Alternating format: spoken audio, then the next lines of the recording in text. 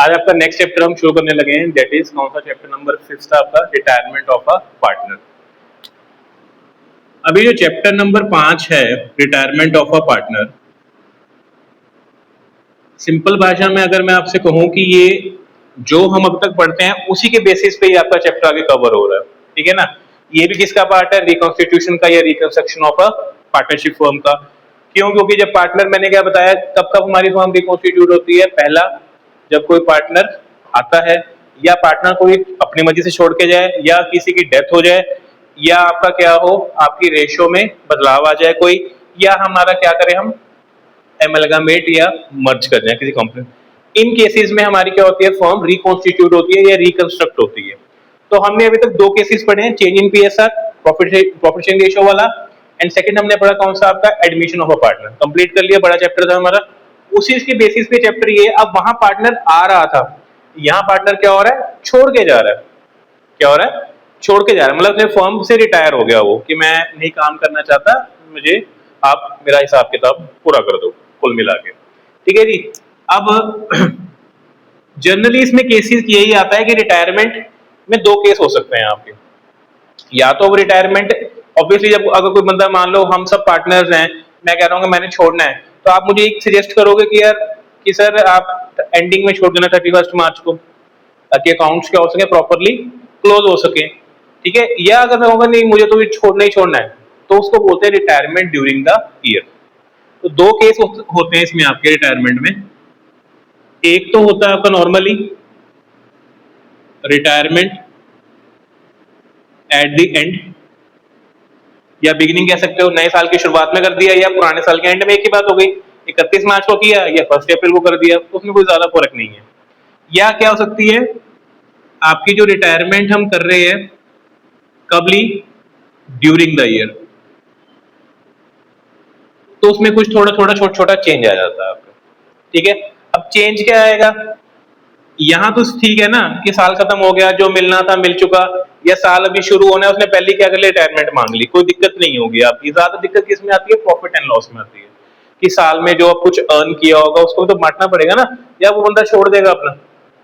क्या कभी कोई पार्टनर ऐसा होता है कि वो अपना हिस्सा छोड़ दे, 6 महीने काम किया उसने, ठीक है जी, तो उसके बाद वो कह रहा है मैं रिटायरमेंट दे रहा हूँ, चलो कोई बात नहीं, मुझे मेरा प्रॉफिट ना देना इस साल का, जितना मैंने काम किया है। क्या वो उस चीज को लेने का हकदार है? क्या वो अपना पैसा रिकवर कर सकता है, अगर मान लो 6 महीने काम करके रिटायरमेंट ले ली उसने, है ना, वो करना अपना लेने के लिए, तो वो इस केस में आया था रिटायरमेंट होंगे। बट उसमें क्या अकाउंट्स बीच में बनाने पड़ते हैं, इसलिए वो केस कम आता है, बट आ सकता है। मेनली एक ही एडजस्टमेंट होती है, किसका फर्क पड़ता है आपको, प्रॉफिट या लॉस का, ठीक है। अब इसमें भी वही सारे केसेस मैं दोबारा लिखवा देता हूँ, कि जब जब आपका फर्म आपकी रिकॉन्स्टिट्यूट होती है या रिकंस्ट्रक्ट होती है, तो किन किन चीजों पे इफेक्ट होता है। सबसे पहला क्या होगा, कैलकुलेशन ऑफ, फिर वही न्यू रेशो। अब यहाँ पे सेक्रीफाइसिंग नहीं निकालते, यहाँ जब पार्टनर जाता है तो बाकी पार्टनर्स को क्या होगा, फायदा होगा, तो इसको बोलते हैं gaining ratio. Sacrificing word use करते हैं एडमिशन में, क्योंकि वहां पार्टनर आता है तो जनरली नुकसान होगा पुराने वालों को, बट जब पार्टनर को छोड़ता है तो उसको फायदा होगा ना, क्योंकि अब वो हिस्सा हट गया उसका, बाकियों को क्या मिल जाएगा, फायदा मिल गया उसका। सेकंड चीज, सेम वही जो पहले पढ़ते हैं 2 चैप्टर से, आप ट्रीटमेंट ऑफ कौन सी, ओल्ड एंड न्यू गुडविल। अब आप लोग कहोगे सर ओल्ड तो चलो समझ में आती है, न्यू कहां से आ गई, वो अपना हिस्सा लेके जाता है, कि मेरा इतना हिस्सा बनता है, पुराना तो लॉस है, वो अपना हिस्सा लेके जाएगा ना गुडविल का अपना। जैसे नया पार्टनर पैसा लेकर आता है, ऐसे ही वो कहेगा ठीक है जी, मेरी जितने साल में गुडविल बनती है मुझे पे करो, उसको बोलते हैं न्यू या वैल्यूड गुडविल आपकी। तो वो भी एडजस्टमेंट करनी पड़ती है हमें। ओल्ड जो थी पुरानी, जब एडजस्ट की होगी, हर साल थोड़ी गुडविल आप एडजस्ट करते हो, वो तो कब कब पुरानी गुडविल थी कोई, जब आपने पहले कभी की होगी, साल में 4 साल पहले, 5 साल पहले, 10 साल पहले, जितनी पुरानी फॉर्म होगी। ये कौन सी है, अब वो 10 साल के बाद इतने साल में गुडविल है, वो मांगेगा नहीं, वो कहाँ गई आपकी करंट वाली, तो उसको हमें कैलकुलेट करना पड़ता है, उसको वो अपना हिस्सा लेके जाएगा अपना पैसा उसमें। थर्ड चीज आपकी आ जाती है क्या, ट्रीटमेंट ऑफ ओल्ड पुराने जो रिजर्व्स हैं, चाहे प्रॉफिट्स हैं या लॉसेस हैं, वो भी तो खत्म करने पड़ेंगे ना। अब जैसे नया पार्टनर आता है हम तब भी बांटते हैं, ऐसे ही जब पार्टनर छोड़ के जा रहा है वो कहता है अपना हिसाब किताब पूरा करके जाओ जी, पुराना जो रिजर्व है, प्रॉफिट है, लॉसेस हैं, उनको क्लियर करो, है ना। रिजर्व है तो अपने पैसे ले लो, प्रॉफिट है अपना पैसा ले, लॉस है तो अपना पैसा देके जाओ, खत्म करो कहानी, ठीक है। या फिर एडजस्टमेंट करो, अगर आप कहते हो कि ठीक है मुझे कोई दिक्कत नहीं है, तो मेरे को मेरा एडजस्टमेंट दे दो, मुझे तुम अपना जितना पैसा रखना है रखो, तो वहां पे सेम वही हम क्या करते हैं, एडजस्टमेंट पढ़ेंगे इसको आगे हम अभी, ठीक है। चौथी हम क्या करते हैं, रिवैल्यूएशन करते हैं। ये तो होगा ही होगा ना, जब भी कोई अगर आ रहा है जा रहा है कुछ भी हो रहा है तो हम फिर से क्या करेंगे, रिवैल्यूएशन करेंगे अपने एसेट एंड लायबिलिटीज की, क्या हिसाब किताब हुआ। एंड लास्ट आपका क्या होता है, एडजस्टमेंट ऑफ कैपिटल। कई बार वो कहते हैं कि ठीक है जी चलो यार वो पार्टनर चला गया तो अब हम क्या करते हैं, अपने कैपिटल को चेंज कर लेते हैं। बेसिकली वही सारे स्टेप्स हैं जिनको हमने पहले करते आ रहे हैं, अभी भी वही करना है आपका, ठीक है। ये तो बेसिक्स था जैसे हम पहले जो 5 चैप्टर्स में करते आ रहे हैं। अब वही स्टेप 1 सबसे पहले हम क्या निकालते हैं इसमें, आपका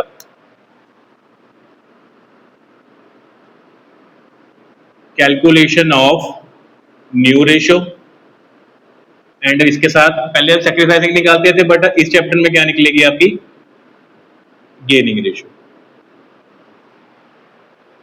ठीक है। अब इसमें जो ना रेशो का मामला बड़ा ना सोफिस्टिकेटेड सा है, ज्यादा इतना इसमें कोई पंगा नहीं है एडमिशन की तरह, लेट करो ये करो वो करो, इसमें ऐसा कुछ नहीं होता। सिंपल क्या है, या तो क्या होगा आपको क्वेश्चन में रेशो गिवन होगी, नई रेशो क्या है, या तो गिवन होगी, या आपको ये गिवन होगा कि वो जो बचे हुए पार्टनर्स हैं किस रेशो में एग्री कर रहे हैं, या आपको नहीं गिवन होगी। क्या केस होते हैं इसमें, या तो ये होगा नो न्यू रेशो और एनी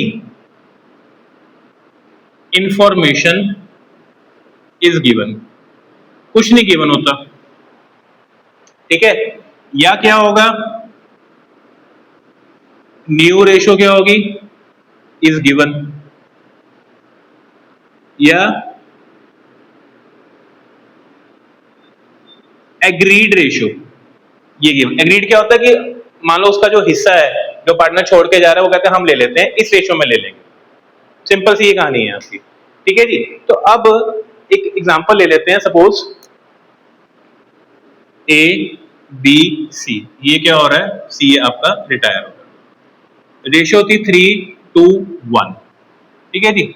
ये रेशो गिवन थी आपकी, अब ये रिटायर हो गया। अब पहला है कि हमें कुछ नहीं given, there is nothing information given कि क्या किया, इसका जो शेयर था कहां गया, इनका या कोई नया शेयर था वो गिवन हो, या ये क्वेश्चन में गिवन हो कि इसका जो शेयर है वो हमने ले लिया, कुछ नहीं गिवन क्वेश्चन में, सिंपल इतना लिख के छोड़ दिया कि 3:1 इनकी ओल्ड रेशो है और ये रिटायर हो गया, बस। अब कैलकुलेट क्या करनी है, न्यू रेशो एंड आपकी गेनिंग रेशो। तो कैसे निकालेंगे, यहाँ सिंपल एक वो कहते हैं, ठीक है हम ये एज्यूम कर लेंगे कि ये अपना जो पुराना रेशो है उसी को क्या कर रहे हैं, कंटिन्यू कर रहे हैं।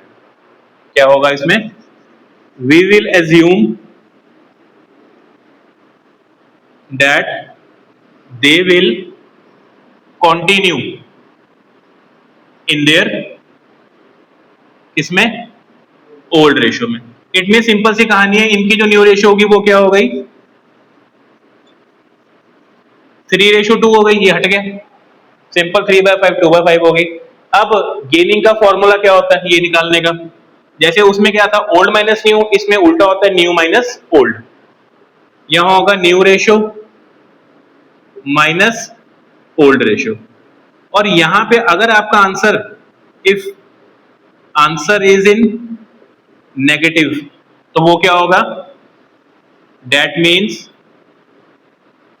He is a sacrificing partner. हो सकता है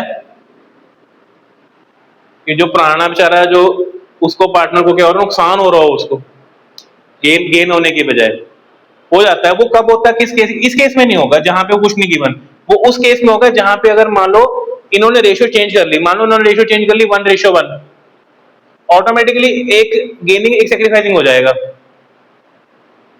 वो तब आता है कंसेप्ट। तो ये हमारा पहला था कि भी अगर कुछ नहीं गिवन तो हमने क्या सिंपल क्या किया, इसको हटा दो, ये हमारी ये नहीं है इक्वल ले लिया, ये नहीं, ये हम नहीं कर सकते, हमने सिंपल क्या किया, इनकी रेशो उसको हटा के रेशो का हमने 3:2 ले ली, ठीक है, मान लो अगर 1 1 1 होती, ये जा रहा था, तो इनकी न्यू रेशियो क्या होती, 1:-1 हो जाती। पहले 1/3 थी, अब क्या बन जाती, 1/2 बन जाती। सिंपल। ये पहला कि अगर कुछ ना गिवन हो तो। अब सेकंड केस ले लेते हैं, या तो न्यू रेशियो गिवन होगी, जैसे मैंने आपको एग्जांपल दिया कि हम नहीं करना उसका, जब हमें क्वेश्चन में गिवन ही कुछ नहीं है, हम कैसे ज्यूम कर लेंगे हम उसका उसका शेयर ले रहे हैं, वो तो ऑटोमेटिकली वैसे भी ऐड हो गया ना, पहले 3/6 था, 3/5 हो गया, तो ऑटोमेटिकली वो तो इंक्लूड हो गया बिना कुछ करे। अब यहाँ पे क्या है, न्यू रेशियो आपको ऑलरेडी गिवन है, मान लो 1:1, तो सिंपली अब न्यू रेशियो गिवन है, आपको क्या निकालनी है, गेनिंग। फॉर्मूला सेम है, न्यू माइनस ओल्ड। मतलब यहाँ पे कैसे निकलेगी आपकी जो गेनिंग रेशियो है, वो होगी 1/2 माइनस 3/6। ठीक है जी, वो आपका यहाँ पे निकल आएगा। ठीक है, ये आ गया 6, 2 ये हो गया 3। ठीक है, इसका कुछ नहीं आ रहा, मतलब इसको उतना ही हो रहा है। इसके केस में 1/2 माइनस 2/6, 6 2 3, इसको क्या हो रहा है, 1/6 का फायदा हो रहा है। इट मीन्स अब जो भी नुकसान होगा वो अकेला ये पे करेगा, इसको इसको तो कोई फायदा नहीं है ना हुआ कोई, वो तो जा रहा है, वो सेक्रीफाइसिंग पार्टनर है काइंड ऑफ। अब जो पार्टनर छोड़ के जा रहा है, सेक्रीफाइसिंग तो हुआ ना, वो पार्टनर छोड़ रहा है आपको। अब जिसकी शेयर बढ़ गया वही तो उसका लॉस पूरा करेगा। ये कहता है मैं तो कुछ बड़ा ही नहीं है, मैं क्यों पे करूं। क्या कभी होता है उसको कुछ मिला नहीं है, वो क्यों पे करेगा। ये तो तब पे करने का हकदार है ना जब अगर इसका जो शेयर है वो बढ़ रहा हो। तो यहां पे सिर्फ आपका जो गेनिंग पार्टनर कौन है, अकेला बी है आपका। क्लियर। ये हमारा सेकंड केस था कि अगर न्यू रेशियो गिवन हो, या क्वेश्चन में क्या गिवन हो सकता है, थर्डली जैसे भी इसका शेयर था कितना था, 1/6 है। अब क्वेश्चन में ये हो सकता है, ये लिखा हो C's share is taken by A and B in 1:1 agreed ratio। उसका जो शेयर है वो किसने ले लिया, दोनों ने आधा आधा ले लिया, इक्वल ले लिया।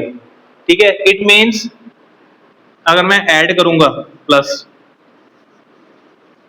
ये कितना ले रहा है, 1/6 का हाफ, ये भी कितना ले रहा है, 1/6 का हाफ, ये हो गया 1/12, ये भी कितना हो गया 1/12, दोनों को ऐड कर दो। अब इनकी न्यू रेशियो क्या हो गई, 3/6 प्लस 1/12, और इसकी क्या हो जाएगी 2/6 प्लस 1/12। ठीक है जी, यहां आप एलसीएम ले लोगे, ये हो गया 12, 2 3 6, और ये तो सेम ही आ जाएगा, मतलब इसका जो न्यू रेशियो हो गया 7/12, एंड 12 2 3 4 प्लस 1, ये हो गया 5/12। मतलब कि इनकी जो नई रेशियो कितनी आ गई, 7:5। क्वेश्चन में आपको मेंशन था कि इसका शेयर इन्होंने लिया, इक्वली ले लिया, तो हमने उसको दो हिस्सों में डिवाइड किया, आधा आधा बन रहा था, उनको हमने उनकी रेशियो में क्या कर दिया, ऐड कर दिया, तो उनकी क्या निकल गई, न्यू रेशियो निकल गई, बस सिंपली। ये आपका पहला टॉपिक है, इसमें आपका क्या, calculation of new ratio and gaining ratio आपका।